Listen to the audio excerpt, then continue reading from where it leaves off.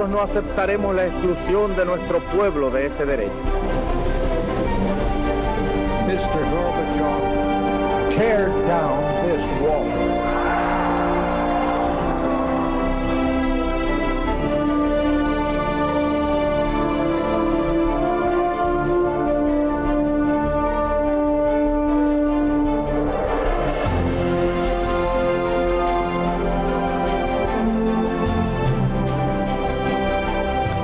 Buenas noches, señoras, caballeros, bienvenidos a Tiempos Modernos. Todos hemos visto 1000 películas sobre la independencia de los Estados Unidos. Lo que pocas veces se cuenta, y por cierto en España menos que en ningún lado, es que la participación española fue decisiva para que los Estados Unidos fueran efectivamente independientes de la corona inglesa. Fue una aventura extraordinaria en la que hay un nombre que últimamente sí empieza a sonar mucho, el de Bernardo de Gálvez. ¿Cómo fue esa aventura? Vamos a verlo.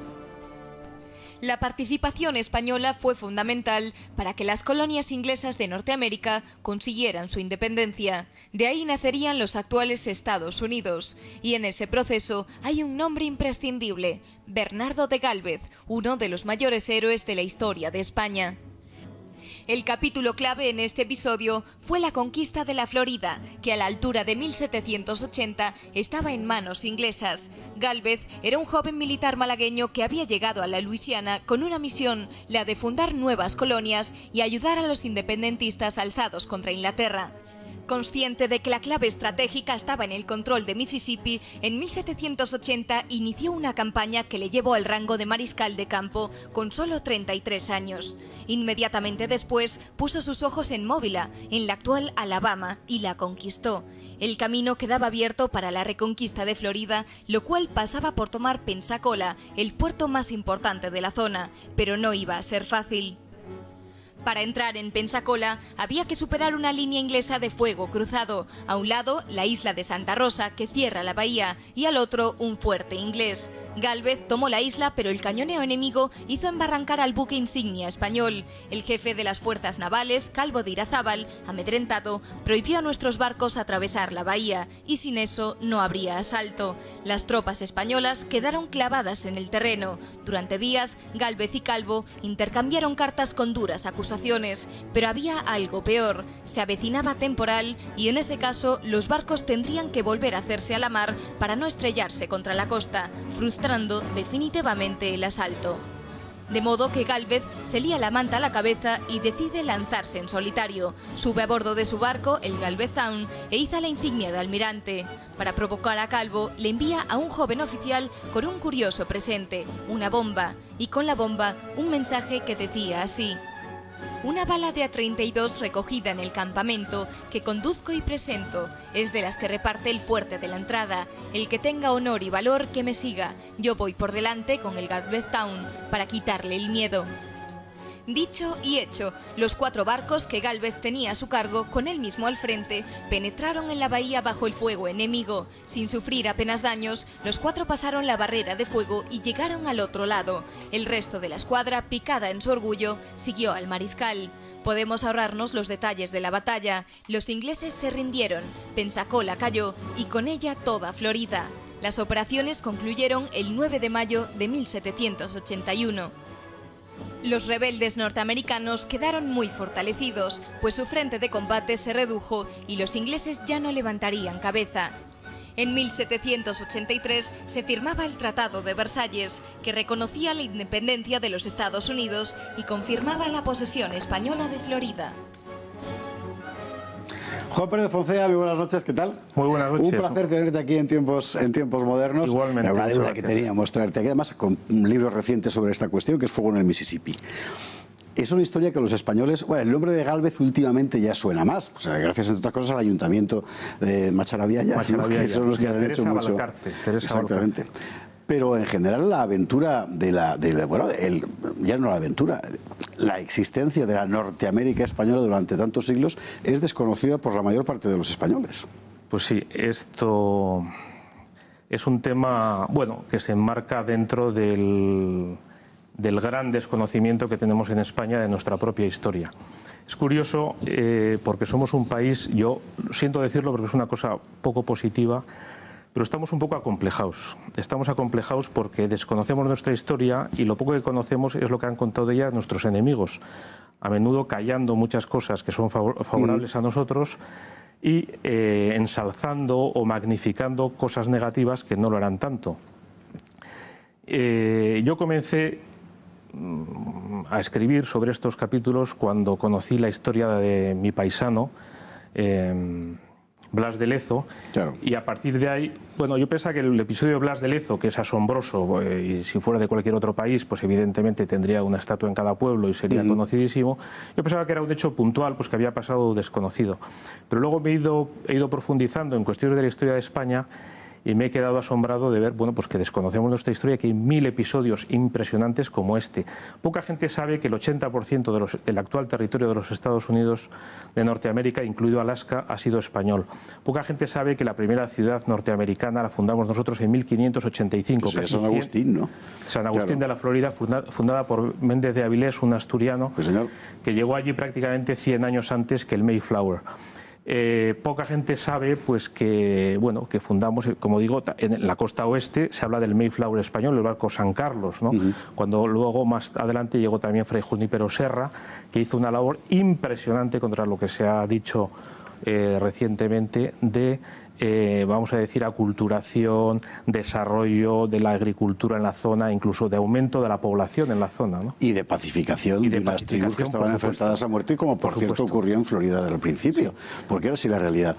En el episodio concretamente que hoy estamos tocando, que es el de la participación de España en aquel momento del siglo XVIII, último tercio, del levantamiento de las colonias norteamericanas contra el imperio británico. Hay una opción política evidente. A España le interesa, claro, debilitar el poderío británico allí. Por supuesto. Bueno, es que efectivamente a España le interesa debilitar el poderío británico. España en aquel momento estaba muy unida a Francia por pactos de familia, porque los reyes eran parientes, efectivamente. Y entonces España contribuye de una manera que es también desconocida, porque siempre cuando se habla de este asunto todo el mundo le viene a la cabeza a Lafayette y los franceses. Sí. Bueno, yo me atrevo a decir que España hizo más que Francia, entre otras cosas porque España pagó al ejército francés, al ejército norteamericano y al ejército español. Ya solo por eso España comandaba la flota, o sea, la armada. España mandaba sobre la flota española y la flota francesa. La batalla final, que es la definitiva, que es la batalla de Yorktown, nunca se habla de España porque efectivamente no había barcos españoles allí. No había barcos españoles allí, pero estaban todos en la retaguardia. Primero, porque los barcos franceses pudieron ir allí porque Bernardo de Gálvez les autorizó a ir. Si no hubiera tenido su permiso, por supuesto que no hubieran ido. Y segundo, que pudieron ir allí porque se recaudó una cantidad ingente de dinero, que hoy equivaldría a miles de millones de euros, para poder pagar toda esa maniobra. Y entonces, todo aquello, o sea, la fuerza que se estaba haciendo desde Cuba para mantener a raya, vamos a decir, a los ingleses del sur, permitió que se ganara en la batalla definitiva. Entonces, evidentemente, al que no le interese o al que no se interese él por conocer lo que pasó, pues parece que España no estaba allí, pero efectivamente el papel de España fue absolutamente definitivo. Dentro de esa creación de un foco de conflicto en el sur, que efectivamente dispersó las fuerzas británicas, es fundamental la campaña de la Florida de Gálvez. La campaña que empieza, realmente es una sucesión de éxitos. En fin, generalmente siempre se subraya el valor personal del mariscal, pero es muy inteligente. Realmente son operaciones tácticamente muy bien planteadas. Muy bien planteadas, y luego también contaba con muy buena gente. Concretamente la artillería española, en concreto había un artillero que los propios ingleses lo alabaron mucho porque, como se dice, donde ponía el ojo ponía la bala, ¿verdad? Y luego Gálvez, que duda cabe que fue un hombre muy valiente, muy arrojado, estuvo herido varias veces, y luego el episodio que ha salido un poco en el vídeo de la toma de Pensacola es absolutamente impresionante, ¿no? Que luego le valió que en el escudo figurara la palabra "yo solo", porque claro, cuando vio que Calvo Irazábal, que es el que estaba al mando de la Armada, decía, no, es que es muy peligroso, no podemos entrar. Así, pues como yo tengo un barco, por cierto, regalo de los norteamericanos, en agradecimiento por todo lo que estaba haciendo por la causa norteamericana, y al barco le llamaron Galveztown, y por eso hay una ciudad también en Texas que se llama así, Galveztown. Que todavía existe. Entonces él cogió el Galveztown y dijo, el que quiera que me siga, yo voy el primero. Y efectivamente fue y conquistó aquello. La infantería española de aquel momento ya no es la de los tercios, es una infantería del siglo XVIII, los tercios ya no existen, pero realmente la exhibición que hacen de, ya no solo de valor, de destreza técnica en el campo de batalla ante una fuerza superior y además atrincherada, es pasmosa. Es pasmosa.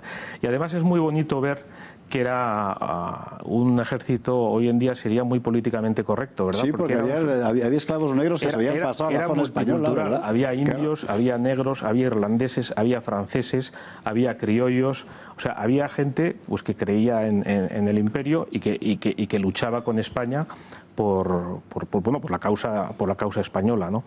Y luego esto me parece también muy interesante, me adelanto porque no sé si por favor, me ibas a preguntar, el tema de, por ejemplo, ¿quién es el primer embajador de España en Estados Unidos? Gardoqui. Si uno va hoy a Bilbao hay una calle que se llama la calle Gardoqui. Y uno dice, ¿es este Gardoqui? Pues no, el de la calle es su hermano, que es el cardenal Gardoqui. Era una familia muy buena de Bilbao, los Gardoqui, que era una familia comerciante, que su empresa se llamaba Gardoqui e Hijos. Y este Gardoqui, Diego Gardoqui, fue el primer embajador de España en Estados Unidos. Tuvo también un papel muy importante en el desarrollo de la guerra, un papel diplomático. Estuvo reunido aquí en España con Lee. Bueno, Gardoqui es, junto con Lafayette, el único extranjero que desfila en el desfile de toma de posesión de George Washington. Y por expreso deseo de Washington, está a su derecha. Y en el desfile, o sea, el día de la toma de posesión de George Washington, íntimo amigo de Gardoqui, el único barco extranjero que participó fue el Galveston, con salvas de honor, etcétera, que eso está tomado. Y es muy interesante también, ahora que han salido las Torres Gemelas en el la careta del programa, la primera iglesia católica del estado de Nueva York y de la ciudad de Nueva York la puso Gardoqui. Y Washington, a pesar de ser episcopaliano, tenían tal amistad que fue a la inauguración de la iglesia. Y esa iglesia es muy curioso. Cuando el atentado de las Torres Gemelas, la primera víctima de la iglesia, uno de los bomberos, fue llevado allí. La primera víctima la llevaron allí y murió allí en la iglesia, y no sé si incluso está enterrado allí. Y la primera santa norteamericana, Elizabeth Seton, se convirtió en esa iglesia y luego fue canonizada, es la primera santa norteamericana, es la iglesia de San Pedro. Meter todos estos datos en la caja porque al final efectivamente todo tiene que ver con todo. El hecho es que de resultas de esta campaña, la Florida, que había sido inglesa, volvió de nuevo a España y lo sería hasta que aquí la malvendimos unos años más tarde. Efectivamente, efectivamente, pero con ese territorio, claro, España llegaba desde el Caribe hasta Canadá y al oeste absolutamente todo, ¿no? Y luego en el sur teníamos pues porque había dos Floridas, la actual Florida y lo que es Florida del Oeste, que son los estados del sur de Estados Unidos, Alabama y compañeros, ¿no? Un día habría que hacer un programa para preguntarnos cómo fue posible, uno, conseguirlo y después perderlo todo. Pero esto evidentemente será otro programa. Gálvez tuvo un final desdichado porque murió en circunstancias políticas muy complejas, muy desagradables además, y muy joven, ¿no? Pero lo que dejó hecho, claro, lo que dejó hecho en todo caso es una historia asombrosa. Es una historia asombrosa, sí. Y la herencia permanece. ¿Cuántos estados mantienen la Cruz de San Andrés en Estados Unidos hoy en día? Pues no lo sé, empezando por el de Florida. Empezando por Florida, bueno, no sé si fue el día de la Hispanidad, el 12 de octubre, la Virgen del Pilar.